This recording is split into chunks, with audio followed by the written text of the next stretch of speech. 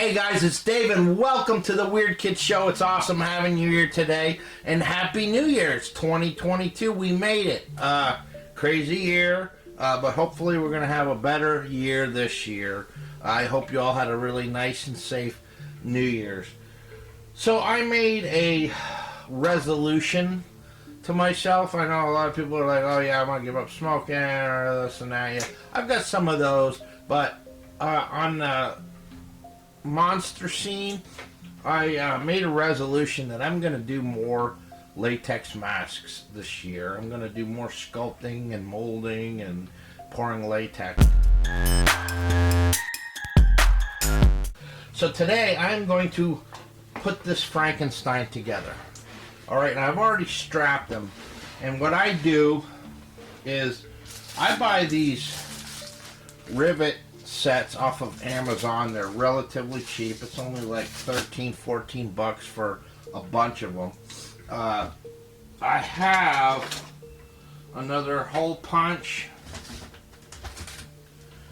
This is the one that came free with it. I don't hold much faith in it. I haven't tried it yet.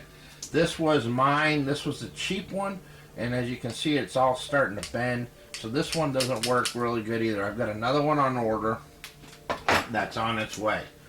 So what I do with my masks is I buy this thick elastic. You can get it even in Walmart in the section where they sell sewing machines and stuff for sewing. And it's a real thick, heavy-duty strap. And then what I do is usually it's in the same place on all my masks, about eye level. I punch 3 holes, and then I put in place 3 rivets. So each little tie-in point's got 3 rivets. Here, here, and then what I do is I come up here and I run a strap from here all the way down. So it's snug and it should fit pretty much any size head. Alright, so now that it's strapped, I throw it on my full head, which I've yet to use other than this. Eventually, when I finally get some of these half masks behind me, I'm gonna go for it, man. I'm gonna tackle the daunting task of doing a full head mask, which is a challenge within itself.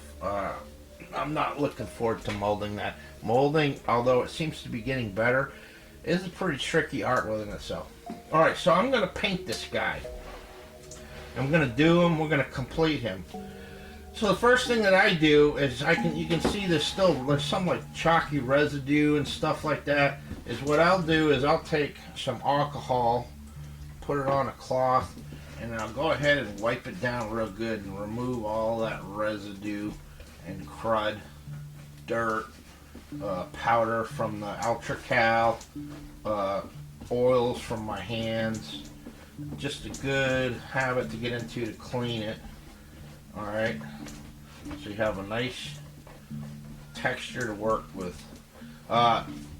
Something I love about this mask that I did is when I was sculpting this thing, I was taking, first of all, I kind of slid across here. I wanted him to be all pieced together. And what I did with this one here is I sculpt the eyes in. I'm going to have it now where I sculpt the eyes in all of my creations. And the reason for that is that what I'm going to use this one for is it's going to be for a display piece. And you can use this as a display piece, or you can cut that out and use it as an actual mask. Alright, so that's what I've been doing with my creations here, is I'm sculpting them with the eyes in so that it can be used as a display mask, or you could use it on a 1/1 scale figure for your haunt, or just, a mask. Alright, but what I did was, with my sculpting tools, is I just scored across here and then wherever else I wanted. And then with my tiny ball stylus, I put a little hole where I wanted the stitches, and then I was rolling little snakes of wet clay, and then I was poking it in the hole, and then cutting it where I needed it and then stuffing it down in the next hole. Okay, and that's what created the stitches. And then I went back through and I created little separations in between, like the skin's pulling in between where the stitches are. Well, when I was molding this thing, and I remember when it was happening too, I was putting the Ultra Cal on there and I was painting on my first detail coat. I noticed some stitches started to move away. They weren't down in there secure enough. So I have one here that pulled away, and there's one here that pulled away. Right here. And I looked at it and I was like, you know what? I'm gonna run with that. I like that because it looks like you can still see remnants of the stitches in this here, like it's like the stitches have been torn and ripped, and it kind of, to me, it adds to the whole thing. All right, so what am I gonna do for a paint scheme? First of all, I need to base the whole thing out. I'm gonna use a mixture of Monster Maker Mask paint, which is this stuff here, and I'm going to use a combination of that in conjunction with some acrylic paints with latex added to it. Okay, what I'm going to do is I'm going to take some brown Monster Maker's paint. Put some there on my palette. And then I'm going to add a little bit of flesh color to soften it. This is our base coat. Alright, so I got the base coat on there. Give it a little bit of a chance to dry. It's still a little tacky in some areas, but I can go ahead and start up here. I want to go with a dark shade of green first, and then come back after with some light highlights. Okay, this is a folk art, and it's called Thicket. Alright, and it's a dark green. And then what I did was I got me a little bowl of latex, and I put a little bit of my palette, and I mixed some of that paint in there, and then I add a little bit of a lighter color so it's not so dark. I wanted to lighten it up a little bit. Alright, so I'm getting that mixed in there, and then what I'm just going to do, and I'm going to start working it into this. I'm going to start up here.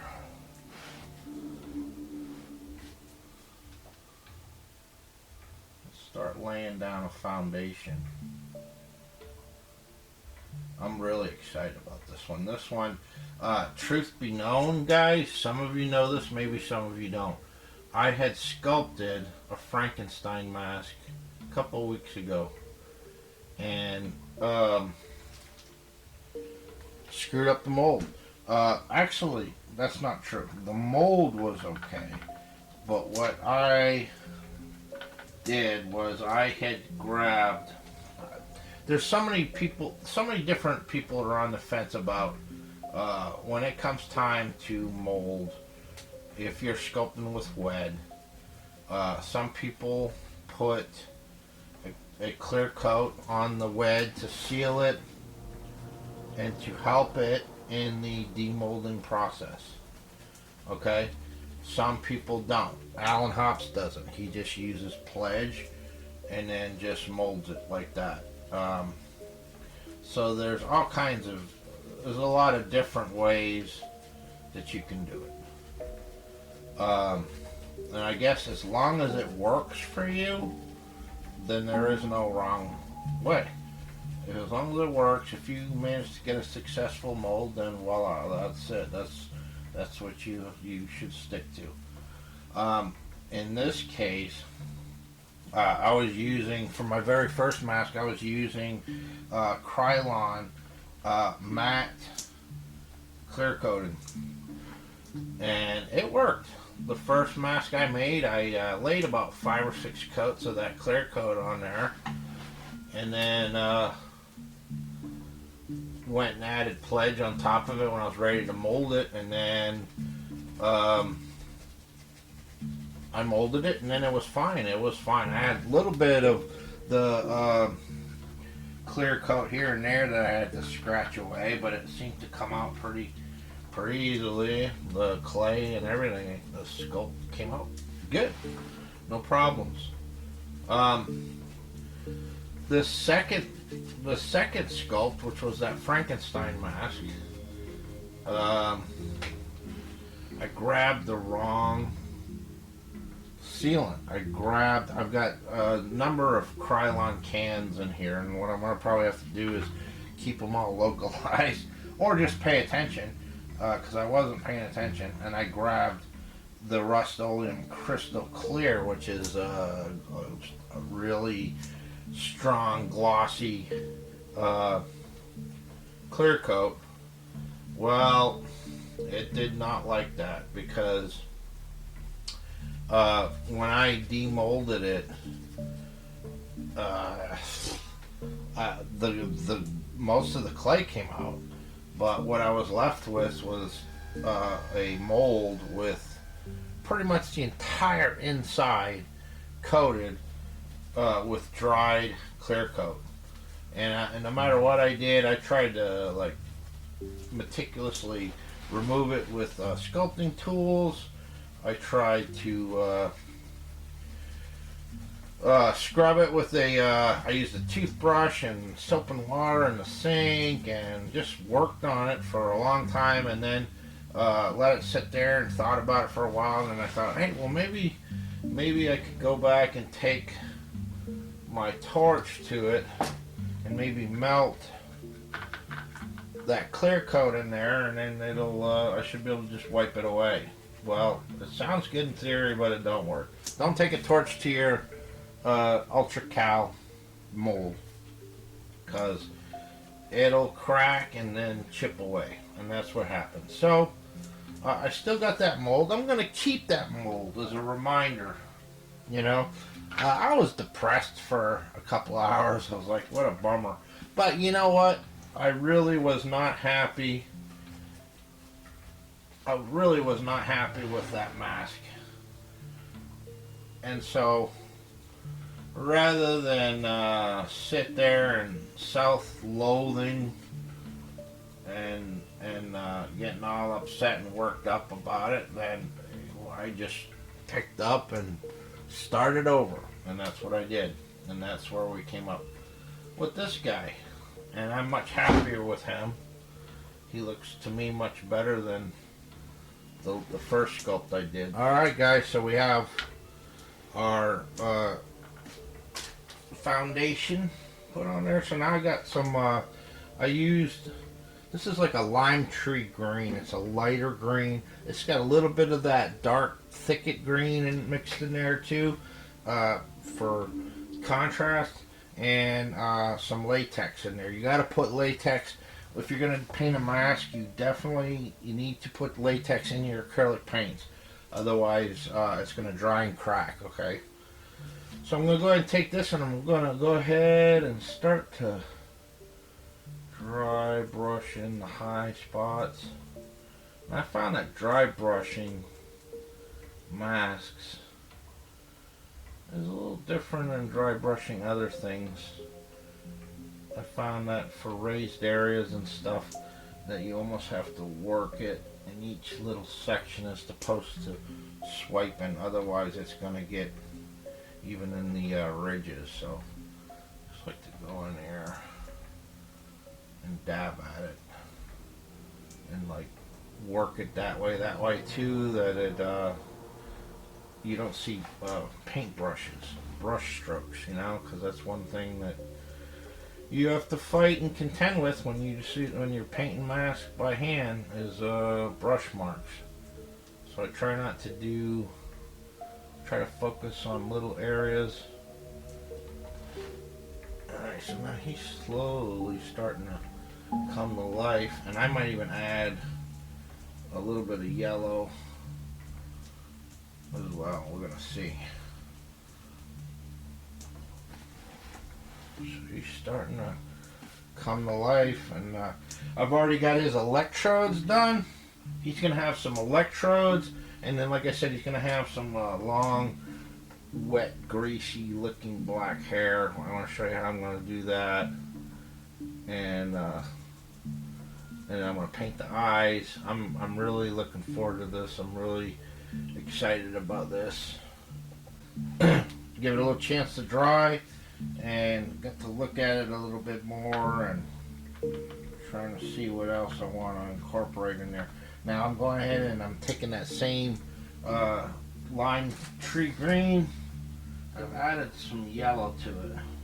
So this one I'm not gonna go crazy with this. I'm just gonna lightly dust. That's making it really pop. And I think what I'm gonna do, I think I'm going to take some purple and work them into the butt, like underneath the eyes a little bit, maybe see where it could benefit from it in other areas. But not gonna need to do too much more to this on the mask, on the face. Move on to the eyes. I'd like to see what somebody with an airbrush could do with this sculpt. I really would like to try to get into it one of these days and learn some of the different techniques and stuff like that. Some of these people are crazy what they come up with, you know, with the being able to create little capillaries and veins and stuff like that. Amazing paint jobs. You can get a good paint job with a brush, but there's just, it can only take you so far, if you ask me.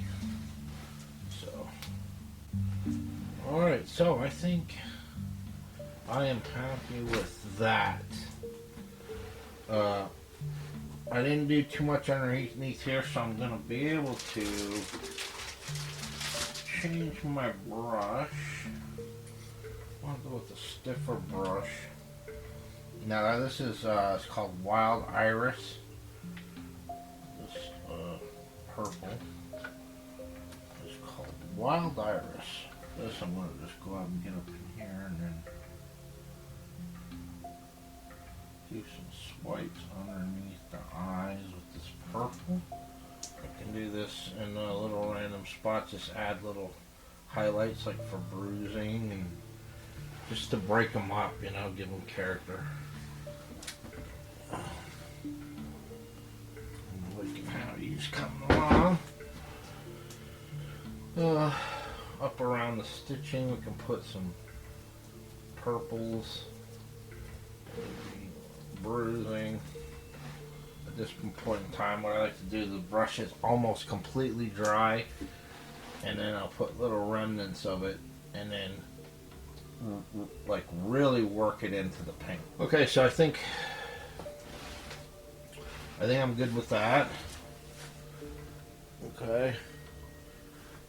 Now I want to get on to the eyes. So King's Gold, and it's an apple barrel product in acrylic paint, so I'm going to add some latex to it.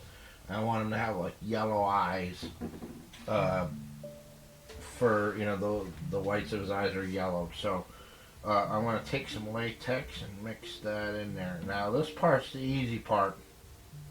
It starts getting tricky when we get into those pupils, because if one's a little bit this way or that way and everything, he's going to end up looking like, as me and the guys say, he looks like he's got sugar in the tank. And although I want him to have a dead eye look in his eyes, I don't want him to have sugar in his tank. Okay, guys, so I just painted the inside of the eyes. I'm gonna let that dry. I might even put a couple of coats there so it fills in pretty good. And while that's drying, I can move on to the stitches, which for that I'm gonna use just this is just an acrylic black mixed with some latex. So I'm gonna go ahead and paint all of those little stitches, and then what I'm gonna do is in between, I'm gonna use this is a Pale Night product. This is Perma Blood. Okay, so I'm going to get some Perma Blood in there to make it look somewhat fresh. and by that time we'll be ready to tackle those eyes. So the mask itself is getting close now, so hang tight. Alright guys, and we're back in. So all I did was I painted the stitches a flat black, and then I dry brushed them with a little bit of gray. Just I add just a little bit of white to that black, just to give it a little bit of weathering. And then I took the perma blood and I took a brush and I went in between. So this is what we got. And then of course I put another coat of yellow on his eyes. Alright, so those eyes need to dry here. So last night I made him some electrodes. Now what I initially, this is the prototype, if you will. So I wanted to do something a little bit different with this. I actually initially wanted an all thread that comes out and then a wing nut. Okay, but I didn't have that, and I was running out of time, so I went with this. And this is a real bolt and nut. All right, so it's got some weights to it. I put some upholstery tacks here in the corners, like rivets and stuff. So, and then there are two of them. All right, and I painted them flat. Krylon 2X paint, spray paint, 2 coats for a primer. And then what I'm going to do is I'm going to attach them right here. Alright, I thought that was a pretty cool spot. And then we're going to go in and we're going to give it some rust and decay. Alright, and for this, some are not going to dig this. Some are okay with it. I'm going to use hot glue. So there's those electrodes. Okay. Where you hook on the cable there to give them his, ride the lightning, give him his juice, bring him to life. I like that. I hope you guys dig that. If you're interested in the blank from this, I will be selling them. So hit me up if you're interested. And I probably will consider making full masks too and offering those if anybody's interested.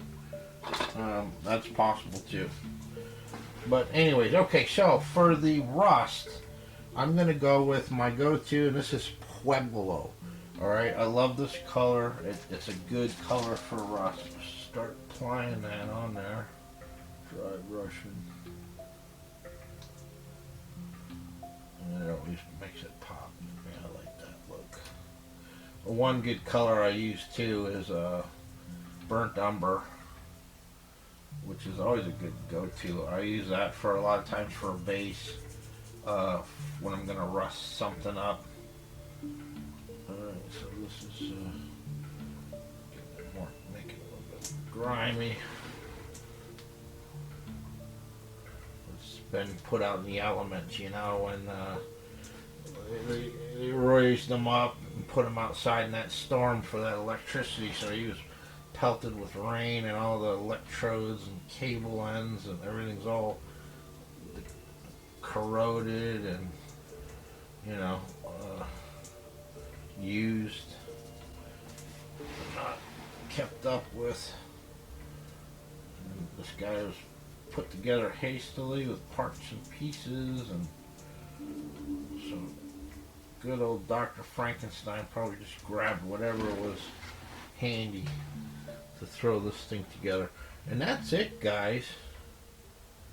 That'll dry, and then at the end I'm going to put a clear coat on the whole thing to seal everything in, and that'll be it for his face. So that leaves just the pupils. Now for the pupils, I'm going to go with I have this color here. It's called Pavement. Now this is an Apple Bear product, and it's not I would almost call it a charcoal, and I think I have some right there because I dabbed some on those stitches there. That was a good thing. And so basically all I am going to do is I am going to find a good brush here. I've already got some of that mixed together with some latex. Now I don't want to show the whole entire pupil. I want that whole kind of sunken. And so I find if I go over here and I just make one half circle.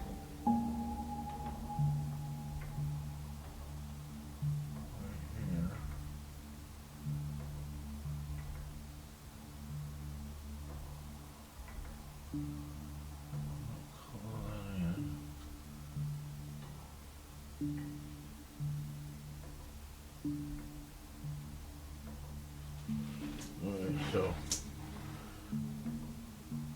we got that. And I just want to do that again over here.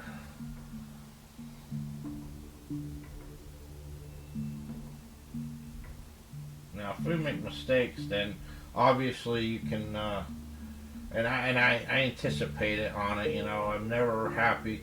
Eyes is always tricky. You know, I'm pretty good at painting, you know, half circles and pupils and stuff like that. But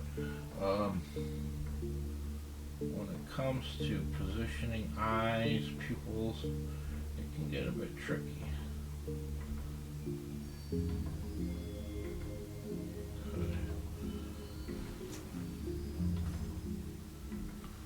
Alright, so now I want to give it some life. You know, it's a reanimated corpse, so he's going to have some life in there. So what I'm going to do is I'm going to clean this brush. I'm going to take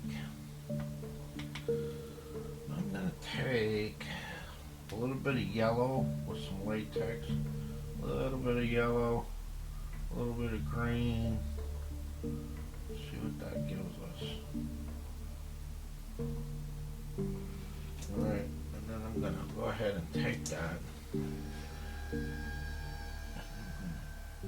Create part of the pupil. Just give it a little bit of color. Not too much. Just you can see that there's some green and yellow in there.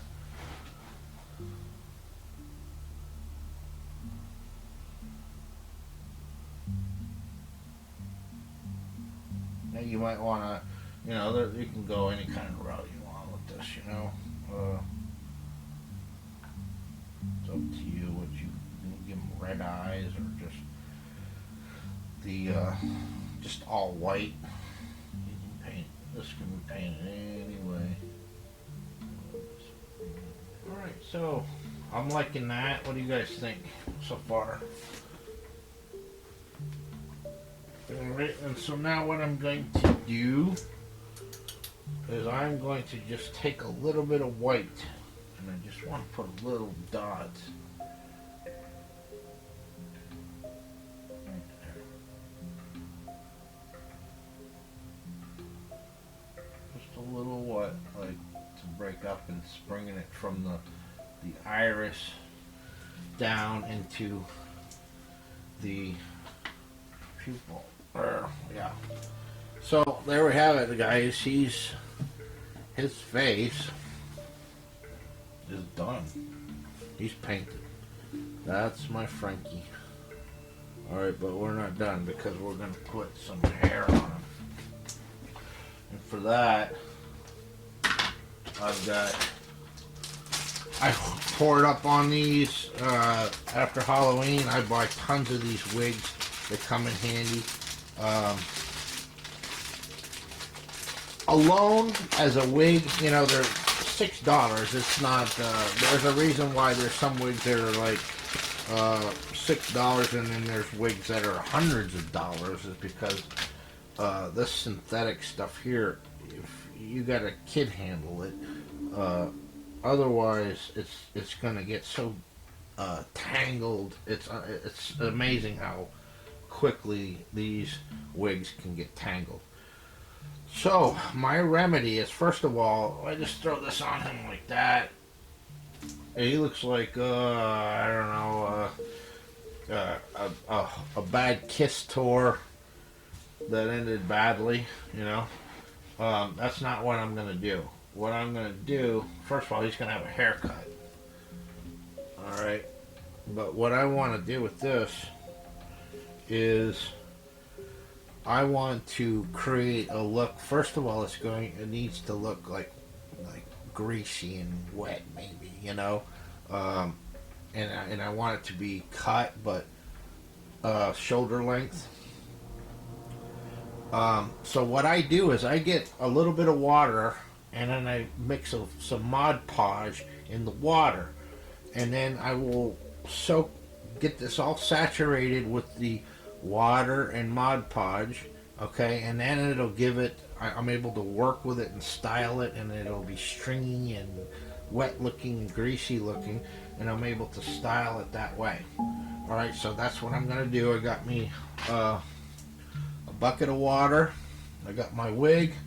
I got my scissors. I'm gonna be making a mess because it's gonna be hair all over the place. So what I would like to do is I'd like to put the Mod Podge in there, get the wig wet, and then position it, and then we're going to be able to move on from there and cut it and style it. So I'm going to work on that, guys. So when we come back, this bad boy should be done. So we're almost there. Thanks for sticking around. There is my version of Frankenstein. Frankenstein's monster. So yeah, I got that wig all wet. I still got to mess with his hair though. I soaked it in with the water and the Mod Podge to get it all saturated. So he's still dripping, but what it's going to do is it's going to help this to not tangle as much, and you're able to keep it in the position and style it the way you want. And one thing that I learned about cutting wig hair or any kind of hair, I learned this from Ed Edmonds watching from Distortions Unlimited, watching one of his Monster Labs, is when you're cutting a wig or hair or anything like that, it also helps to cut up like this, you know, to cut up, not just like this, but to cut up, and it helps to break it up. So yeah, there we have it, guys. The first mask of 2022, and the basis of a prop that I'm going to be doing that's coming. So keep an eye out. Please like and subscribe. I need subscribers. It's been dead for a while here now. So your subscription would be much appreciated. And while you're at it, check out my brothers, Keith from Cobwebs and Candlestick, Vic Springs from Monster Misfits. Together we make up the Trio of Terror. And if you like this kind of stuff, you want to see me do more of it, if you would like me to do live streams where I'm sculpting or painting masks or whatever the case may be, then just reach out and let me know. So anyways, guys, I appreciate you so much, and until next time, peace.